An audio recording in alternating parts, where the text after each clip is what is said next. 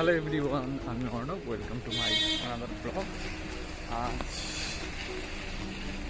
22শে September, বৃষ্টিমুখর সকালে স্বাগত আপনাদেরকে।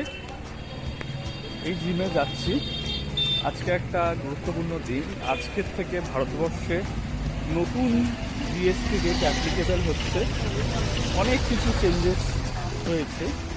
এখন দেখার বিষয় হলো যে কোম্পানিগুলো প্রোডাক্টের বেস প্রাইস কমাচ্ছে কিনা। বেস প্রাইস যদি না কমায়, জিনিসের দাম কিন্তু সেইভাবে আমরা উপভোক্তারা সুবিধা পাবো না। সেটাই দেখার যে কী হয়। আর সরকারের উচিত এগুলোর উপরে একটু নজরদারি করা, কারণ সরকারি কাজ মানেই 24 মাসে কি 36 মাসে বছর বলা হয়, আমরা মজা করে বলি।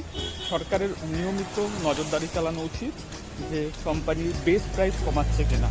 না আমাদেরকে ঠকিয়ে বলছে যে ভালো কোয়ালিটি, আগের চেয়ে প্রোডাক্টে আরও ভালো কোয়ালিটি ইউজ করছে, তাই দাম কমানো সম্ভব হবে না। সেটাই দেখবার। চলো, দেখা হচ্ছে জিমে। আজকে সারাদিন কী করছি সেই নিয়ে সমস্ত ব্লগ আসছে আজ রাতে। Tata, by. ডেলিভারি এসছে ব্লিঙ্কিট থেকে। এত কিছু এসছে, কাগজের ব্যাগ ছিঁড়ে যাওয়ার ভয় আছে। কি আনলাম দেখ, একটু চিজ আছে, বোন এগুলো দিয়ে বানায়, চিজ দিয়ে। বাটার আনলাম একটা, ওই গার্লিক্স অ্যান্ড হার্ব দিয়ে যে বাটারটা হয়।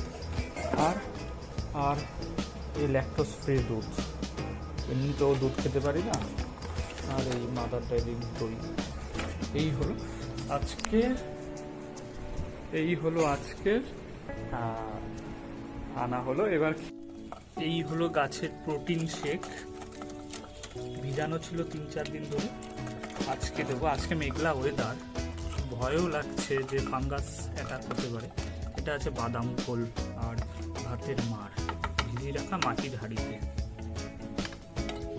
স্নানে যাওয়ার আগে অফিসে কি কি পড়ে যাব সেগুলো গুছিয়ে রেখে গেছিলাম।